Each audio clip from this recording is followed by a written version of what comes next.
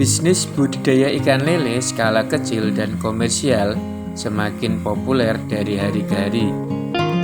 Ada banyak spesies lele yang tersedia di seluruh dunia. Di antara spesies tersebut, ada yang berukuran sangat besar dan ada spesies yang lebih kecil. Saat ini ikan lele banyak tersedia di pasaran dan kebanyakan orang menyukai ikan lele.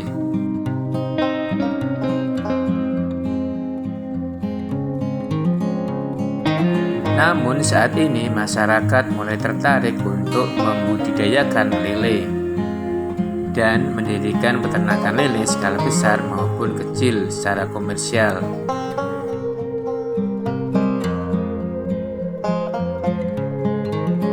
Jika Anda menyukai bisnis budidaya ikan lele, maka Anda juga bisa memelihara dan mengelola ikan lele di kolam Anda.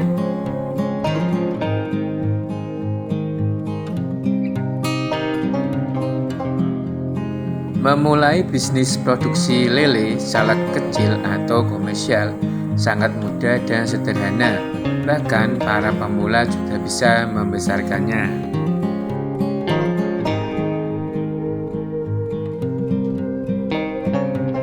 Proses perkembangan dari telur yang dibuahi hingga menetas, seperti semua proses biologis lainnya, bergantung pada suhu air.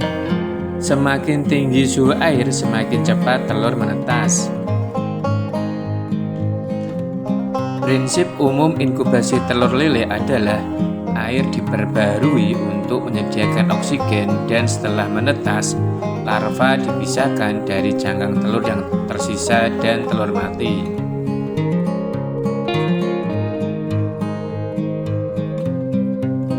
Yang terakhir ini sangat penting untuk menghindari infeksi jamur pada tuki dan akibatnya kematian larva.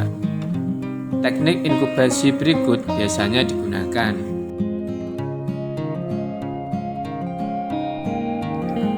Telur lele yang sudah menjadi larva sudah mulai dapat dibedakan. Demikian pula sirip ekor terbentuk mendekati bentuk yang sempurna.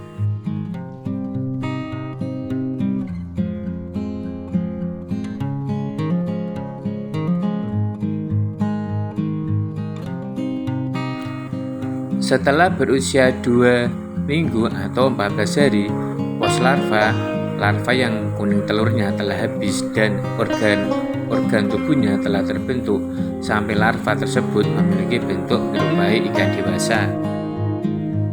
Benih lele yang ditebar di kolam harus benar-benar sehat. Ciri-ciri benih yang sehat gerakannya lincah. Pakan lele merupakan komponen biaya terbesar dalam budidaya ikan lele.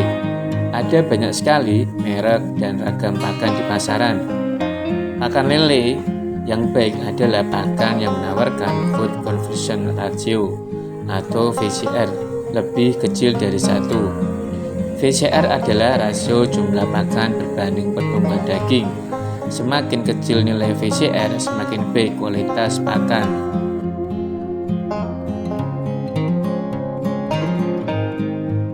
Sebagai ikan karnivora, pakan ikan lele harus banyak mengandung protein hewani. Secara umum, kandungan nutrisi yang dibutuhkan ikan lele adalah protein minimal 30%.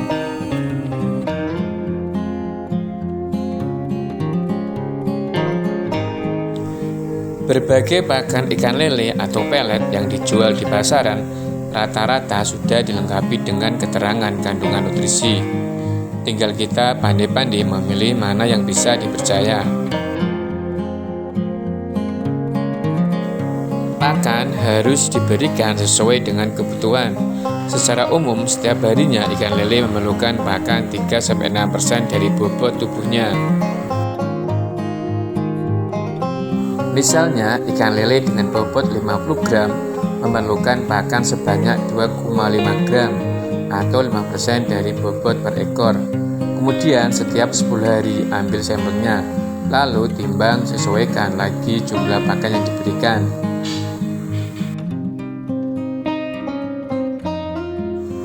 Hal penting lain dalam budidaya ikan lele adalah Pengelolaan air kolam.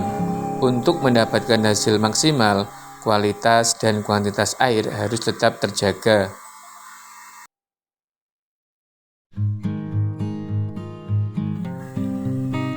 Awasi kualitas air dari timbunan sisa pakan yang tidak habis di dasar kolam. Timbunan tersebut akan menimbulkan gas amonia atau hidrogen sulfida yang dicirikan dengan adanya bau busuk.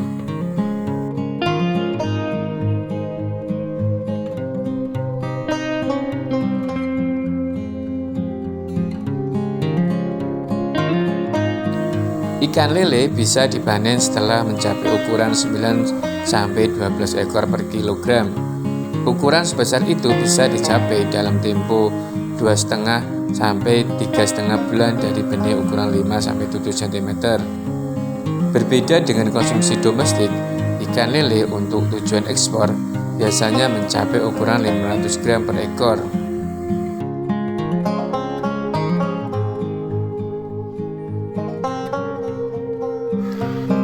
Satu hari sebelum dipanen, sebaiknya ikan lele tidak diberi pakan agar tidak buang kotoran saat diangkut.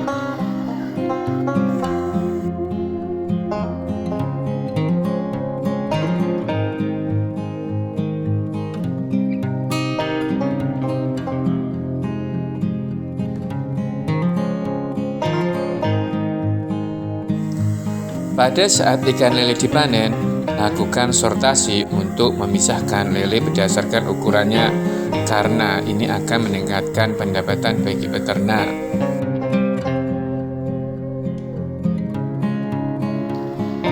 Ikan lele dipanen dengan bukat atau jaring berbobot besar pada usia sekitar 18 bulan dan berat rata-rata 1 hingga 1,5 pon. Ikan lele dimuat ke dalam keranjang dan kemudian ditempatkan di truk tangki untuk pengiriman langsung ke pabrik pengolahan.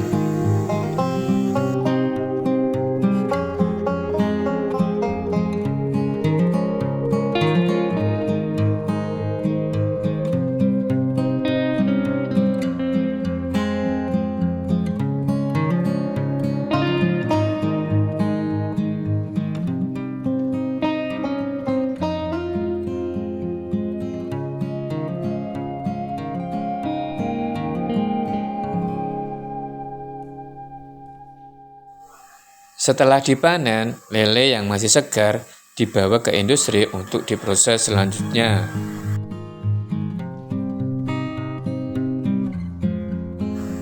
Kemudian lele dibersihkan dari sisa-sisa tanah atau kotoran yang menempel di tubuhnya. Saat ini beberapa industri memiliki mesin untuk memproduksi filet dengan hasil tinggi dan memiliki kemampuan untuk menangani spesies seperti ikan lele.